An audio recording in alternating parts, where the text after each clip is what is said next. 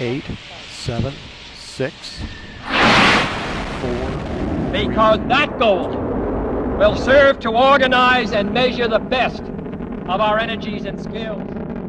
Mankind is now on the verge of a great new era, the fusion economy. The prospect now exists for a global economic revolution, centered upon the high technology development of the Pacific region, driven by advanced infrastructure and the development of fusion power and technologies. In this series of videos, we present the path to this new era, one in which the common aims and common desires of all mankind will finally become the central objectives of international relations, and the creative powers unique to the human species can finally be unleashed across the globe and throughout the solar system.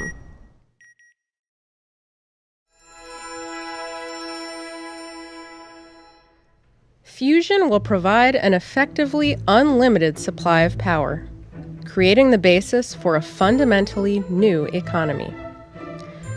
The benefits are not limited to simply providing more power for the processes which already exist in the current system. The fusion economy creates the basis for addressing resource needs far into the future.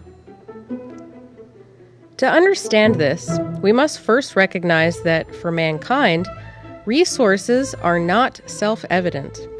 They are not self-determined, and they are not actually natural. What are often sloppily called natural resources only become resources as a function of the technology and energy flux density of the economy. Start with a few examples. In the first half of the 19th century, the United States had a thriving fuel and chemical industry. Its primary feedstock? Whale oil. While the most common use was the burning of whale oil in lamps for lighting, applications extended as far as for soaps, margarine, lubricants, paint, varnish, and for the processing of textiles and ropes. By its peak mid-century, hundreds of ships were bringing millions of gallons of whale oil to the U.S. market each year. An immense amount of work. Finding, hunting, skinning, and processing the largest animals on the planet to provide light for your home. By the 1850s, methods were beginning to be developed to bring a new resource into use: petroleum. Prior to this, petroleum in the United States was relatively useless, even proving a nuisance when it filled mines dug for other purposes. When new methods for distillation of crude oil were developed, the separation and concentration of a new fuel became possible: kerosene. With this, the whale oil industry was quickly replaced, and the petrochemical industry was started. Technological advance drove the shift to an entirely new resource base. Or take one of the most important resources currently in use: fuel for the baseload electricity and energy needs of the economy. Pound for pound, the most energy-dense, efficient, and effective energy supplies immediately available are the fission fuels of uranium, thorium, and plutonium, tens of thousands of times more energy-dense than coal or oil.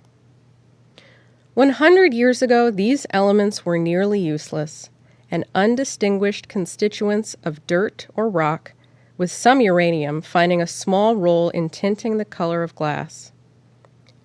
It was scientific discovery, the understanding of the atom, of fission processes, and of the equivalence of matter and energy discovered by Einstein, which changed these elements from nondescript components of dirt and rock into resources, specifically the best power source mankind had ever known, at least up to that point.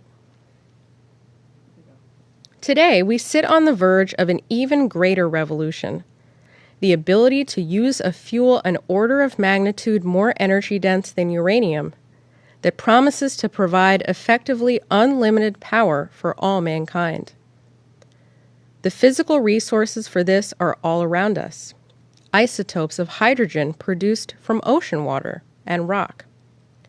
But the ability to turn such mundane things as these into a revolution for all mankind lies in the application of man's unique understanding of thermonuclear fusion. The fuel available in 1 gallon of ocean water can provide as much energy as 300 gallons of petroleum, fulfilling our energy needs far into the future. Take a related example, this time of elements we do know how to use, but which are not part of our resource base because of an inability to access them. The United States stretches across nearly 3.8 million square miles.